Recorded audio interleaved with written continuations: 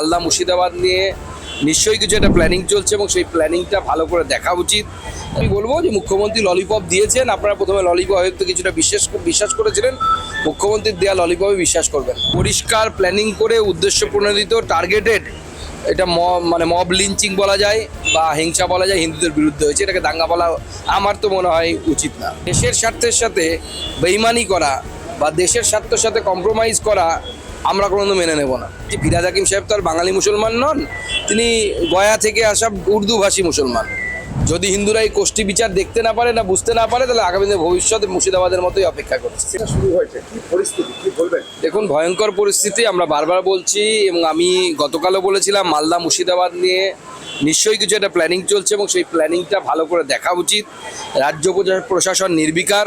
গতকাল হাইকোর্টে যে রিপোর্ট পেশ হয়েছে, সেই রিপোর্টে যা দেখা যাচ্ছে, পরিষ্কার প্ল্যানিং করে উদ্দেশ্য প্রণোদিত টার্গেটেড এটা মব লিঞ্চিং বলা যায় বা হিংসা বলা যায়, হিন্দুদের বিরুদ্ধে হয়েছে, এটাকে দাঙ্গা বলা আমার তো মনে হয় উচিত না।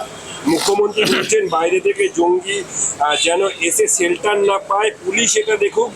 আপনারা যেটা বলেছিলেন যে ঝাড়গ্রাম, মালদা, কলকাতা, ডায়মন্ড হারবার বহিরাগতরা ঢুকছে, সেটাই মানে সিলমোহর দিলেন মুখ্যমন্ত্রী। না, আমরা তো বরাবর বলে এসেছি, মুখ্যমন্ত্রীর এখন বিলম্বিত বোধোদয় হয়েছে।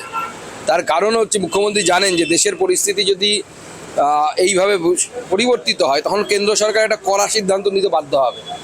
দেশের স্বার্থের সাথে বেইমানি করা বা দেশের স্বার্থের সাথে কম্প্রোমাইজ করা আমরা কোনোদিন মেনে নেব না। যাত্রীহারা আন্দোলনকারীদের থানায় ডেকে পুলিশের জিজ্ঞাসাবাদ চলছে, তারপর তাদের বসিয়ে রেখে আবার ছেড়ে দেওয়া হচ্ছে। সেটা আন্দোলনকে বন্ধ করার জন্য, আন্দোলনকে স্তব্ধ করার জন্য, ভয় দেখানোর জন্য হচ্ছে।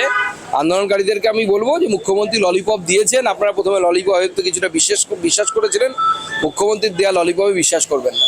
হুমায়ুন কবিরের নিশানায় ফিরহাদ হাকিম এবং সিদ্দিকুল্লাহ চৌধুরী। বাঙালি মুসলিমদের মধ্যে ফিরহাদের গ্রহণযোগ্যতা নেই এবং মুসলিমদের মধ্যে প্রভাব কমেছে সিদ্দিকুল্লাহ চৌধুরী, মত হুমায়ুনের। দেখুন, প্রথম কথা হচ্ছে, এখন বাংলায় কম্পিটিশন চলছে তৃণমূলের মুসলিম নেতাদের মধ্যে যে আগামী দিনে সোহরাবর্দী বা জিন্না কে হবে, সেই নিয়ে কম্পিটিশন চলছে। এটা ঠিক যে ফিরহাদ হাকিম সাহেব তো আর বাঙালি মুসলমান নন, তিনি গয়া থেকে আসা উর্দু ভাষী মুসলমান।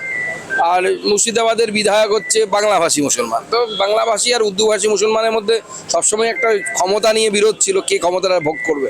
নকশাল দমন করছে ভারত সরকার, কি বলবেন পুরো ব্যাপারটা নিয়ে? না, এটা বিরাট বড় সাফল্য। আপনারা জানেন, মাননীয় প্রধানমন্ত্রীও আমাদের ফোর্সের জন্য, আমাদের সেনাবাহিনী যারা যুক্ত ছিল তাতে, সেই আধা সামরিক বাহিনী, তাদের প্রতি অভিনন্দন জানিয়েছে তাদেরকে। কারণ তাদের যে ন্যাশনাল লেভেলের জেনারেল সেক্রেটারি, সে তাকে আমাদের সেনাবাহিনী খতম করেছে, আমাদের বাহিনী খতম করেছে। এটা বিরাট বড় সাফল্য একটা।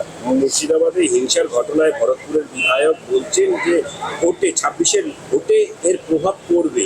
দেখুন, পড়বে তো অবশ্যই, কারণ আমি গতকালই বলেছি যে রিপোর্টটা উচ্চ আদালতের কমিটি দিয়েছে।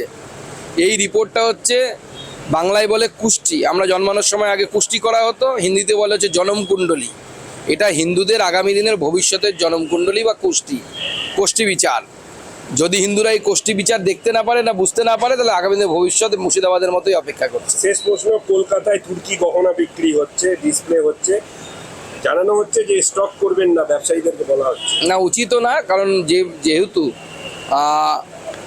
আমাদের দেশের বিরুদ্ধে পাকিস্তানের সাথে লড়াইয়ে তুর্কির অবস্থান ছিল, তো স্বাভাবিকভাবে জাতীয়তাবাদী লোক হিসেবে বা দেশপ্রেমিক হিসেবে আমি সবাইকে অনুরোধ করব যে যারা ভারতবর্ষকে ভালোবাসেন তারা তুর্কির কোনো কিছুই কিনবেন না। বাংলা হান্টের আরো খবর দেখতে নজর রাখুন। বাংলা খবর মানেই বাংলা হান্ট।